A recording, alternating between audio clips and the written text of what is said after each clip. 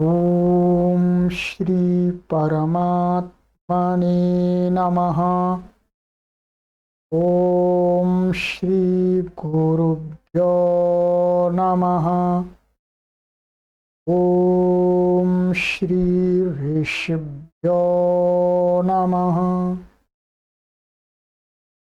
ओम असतो मा सद्गमय तमसो मा ज्योतिर्गमय मृत्योर्मामृतं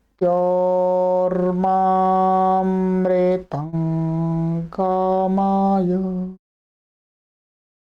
ॐ शांति शांति शांति।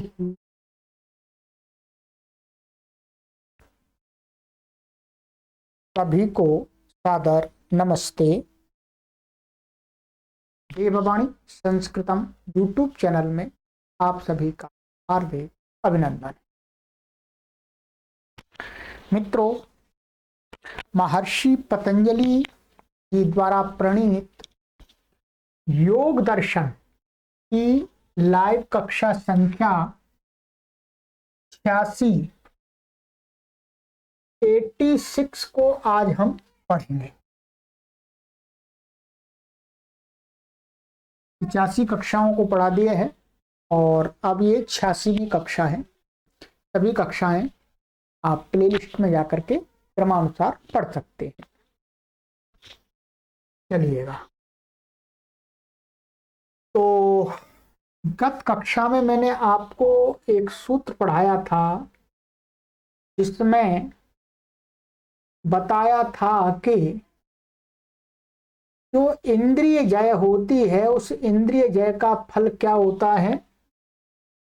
उस इंद्रिय जय का फल बताया था मनोजवित्वम विकरण भावः प्रधान जयः। ये 3 फल बताए थे गत कक्षा में। हमने इस पर अच्छी प्रकार से विचार कर लिया।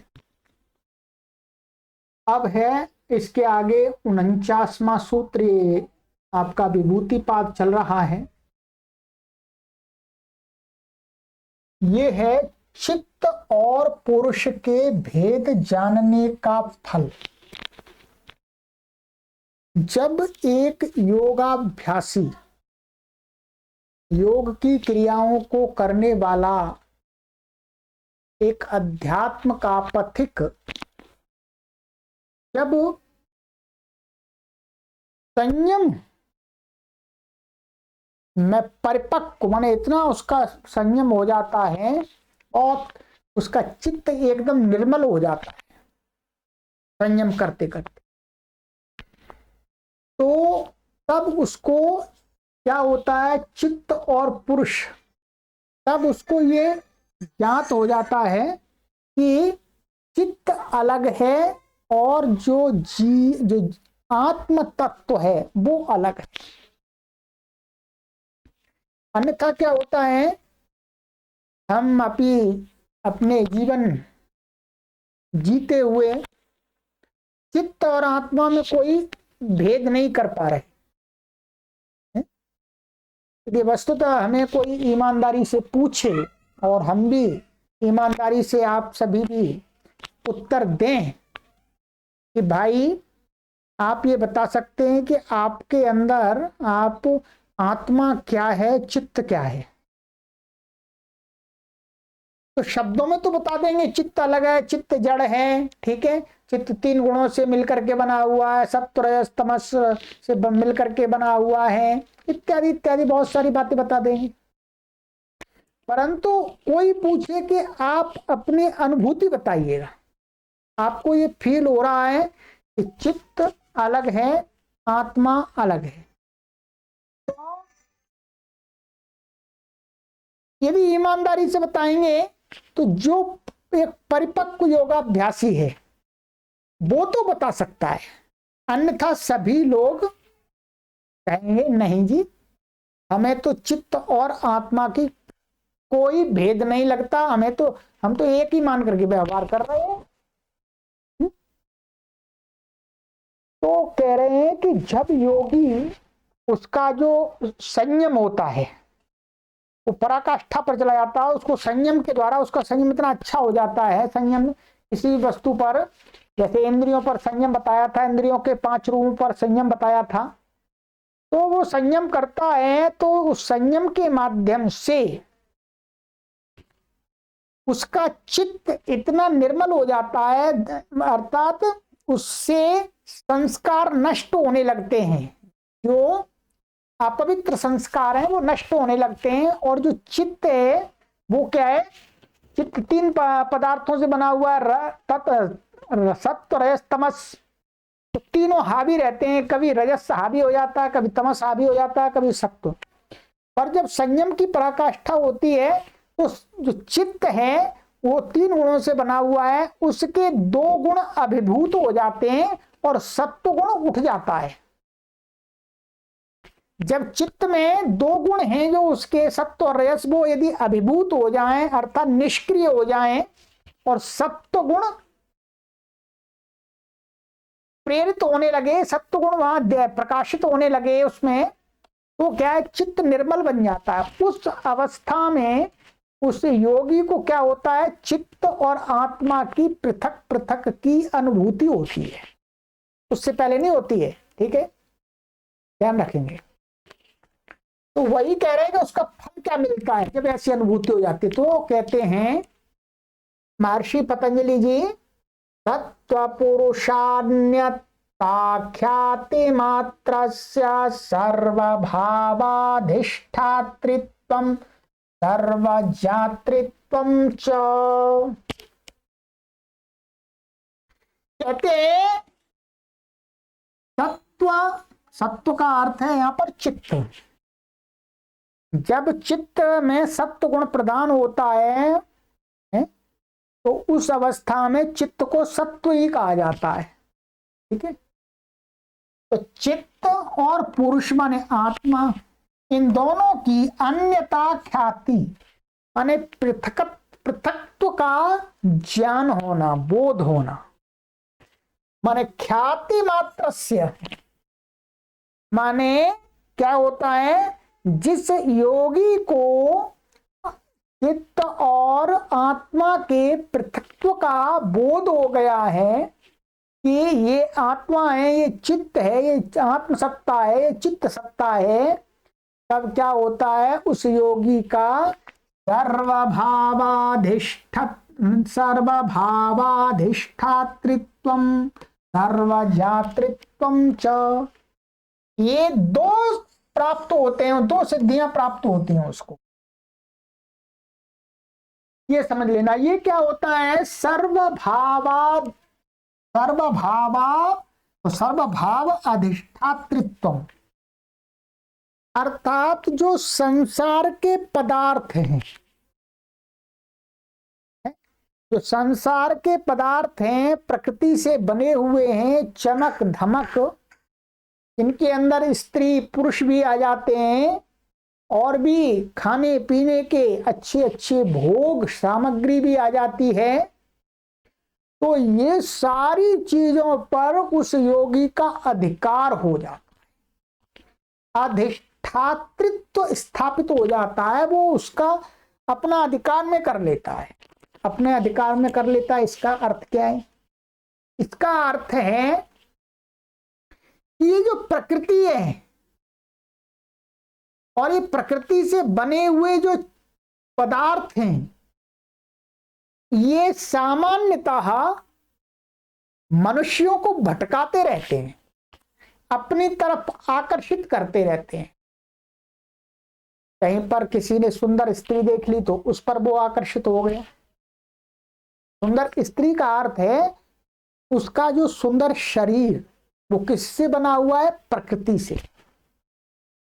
या स्त्री ने किसी सुंदर पुरुष का शरीर देख लिया, उस पर वो आकर्षित हो गई। तो ये प्रकृति है, जो प्रकृति से बने हुए पदार्थ हैं, वो क्या है, आत्म तत्व को अपनी तरफ आकर्षित करते रहते हैं, आकर्षित करके उसको अपने पंजों में फंसाते रहते हैं, तभी वो आत्म तत्व मुक्त नहीं हो पाता। तो कहते हैं कि जब इस प्रकार का जो योगी होता है, ये योगी होता है जिसने आत्म तत्व और चित्त का पृथकत्व का ज्ञान कर लिया है, उस योगी को ये प्रकृति आकर्षित नहीं कर सकती, उसको भटका नहीं सकती, प्रकृति उसका कुछ भी नहीं कर सकती, बिल्कुल भी आकर्षित नहीं कर सकती। वो योगी किसी योगी अर्थात कोई स्त्री के शरीर में भी आत्म तत्व योगी हो सकता है, पुरुष के भी हो सकता है। तो कोई भी साधक या साधिका संसार के पदार्थों से आकर्षित नहीं होते हैं, वो अपने वश में कर लेते हैं, भाई हमको नहीं चाहिए, हमको नहीं चाहिए, बहुत भोग लिया। ये है सर्व अधिष्ठातृत्व। ठीक है, बहुत सारे लोग इसका ऐसा प्रवचन करते हैं कि सर्व अधिष्ठातृत्व का अर्थ है वो संपूर्ण ब्रह्मांड का स्वामी बन जाता है। योगी को स्वामी बनने की आवश्यकता क्या है? संसार का स्वामी नहीं बनना, उसको वो संसार को छोड़ना है, तो संसार को पकड़ना नहीं है। जो संसार को पकड़ेगा, संसार का स्वामी बनेगा, वो तो भोगी बन जाएगा। संसार का स्वामी मतलब ये धन संपत्ति मेरी है, ये संपूर्ण देश मेरे हैं, ये संपूर्ण ब्रह्मांड मेरा है। इस प्रकार का यदि योगी शक्ति प्राप्त कर ले तो वो भटक जाएगा अपने मार्ग से। तो ये वस्तुतः अर्थ नहीं है। वस्तुतः यही अर्थ है कि प्रकृति और प्रकृति से बने हुए जो पदार्थ हैं वो उसको आकर्षित नहीं कर सकते, क्योंकि वो परिपक्व हो जाता है। वो कहता है अरे प्रकृति ने तो मुझे इतने लंबे काल तक बर्बाद किया है, अपने में फंसाती रही है, ठीक है, बंधन में बांधती रही है। तो ये क्या है? सर्वभाव अधिष्ठातृत्व ये प्राप्त हो जाता है। ठीक है, और क्या प्राप्त होता है? दूसरी सिद्धि सर्वज्ञातृत्व। सर्वज्ञातृत्व का अर्थ होता है कि उसे जो जानना होता है। भाई योगी को क्या जानना होता है? योगी जो साधना कर रहा है, ध्यान रखेंगे, योगी जो साधना कर रहा है वो किस लिए कर रहा है? मुक्ति के लिए। और मुक्ति को पाने के लिए उसको क्या जानना है? उसको ये प्रकृति की वास्तविकता और आत्म तत्व की वास्तविकता और ईश्वर की वास्तविकता, इन तीन पदार्थों की उसे वास्तविकता का बोध करना है, बस। सर्वज्ञात्र। तो वो जो योगी है, इस अवस्था में उसको प्रकृति का पूरा ज्ञान हो जाता है कि प्रकृति इन गुणों वाली है। उसको अनुभव करता है कि प्रकृति जड़ है, प्रकृति भोग देने वाली है। ठीक है, इसी प्रकार से आत्म तत्व भोगता है, आत्म तत्व अमर है। इस प्रकार का उसको यही सर्वज्ञातृत्व है। अध्यात्म मार्ग में ये तीन बातें जाननी होती हैं, स्वयं को, ईश्वर को और इस संसार को, बस। ठीक है, ये नहीं जानना कि वहां अमेरिका में क्या हो रहा है, कुछ भी हो रहा हो, योगी को क्या लेना अमेरिका से। योगी को अपने मन को शांत रख करके अध्यात्म में, समाधि में, ध्यान में, चिंतन में अपने को लगाना है कि अमेरिका में क्या हो रहा है, लंदन में क्या हो रहा है, ये जानना है। और उससे जानने से क्या मतलब?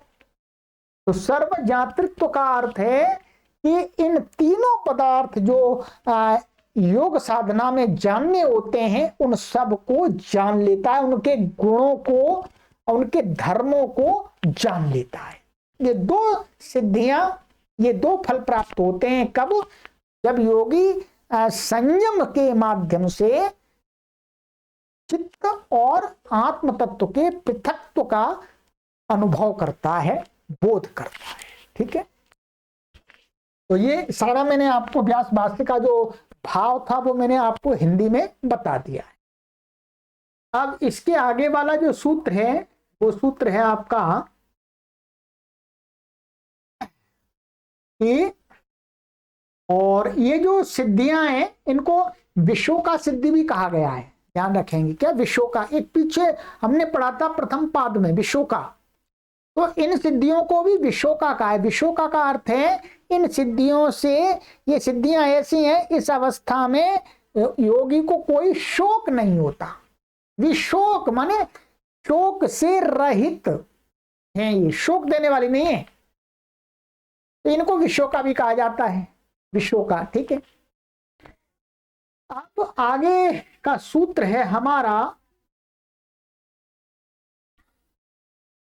कि विशोका सिद्धि से भी वैराग्य होने से कैवल्य मोक्ष की प्राप्ति होती है। तो विशोका सिद्धि यही है ऊपर वाली। ठीक है, सर्वभाव अधिष्ठातृत्व और सर्वजातृत्व। ठीक है, उनसे क्या होता है जब ये सिद्धि प्राप्त हो जाती है, तो कहते हैं आगे बताएंगे तद वैराग्यादपि दोष बीज क्षय कैवल्य। ये आगे की कक्षा में पढ़ेंगे। ठीक है, चलिएगा। तो मित्रों, आपको लगता है ये अच्छा कार्य हो रहा है, अच्छी बातें हो रही हैं, तो आप इनको शेयर कीजिएगा और लाइक करके स्वागत भी कीजिएगा महर्षि पतंजलि जी।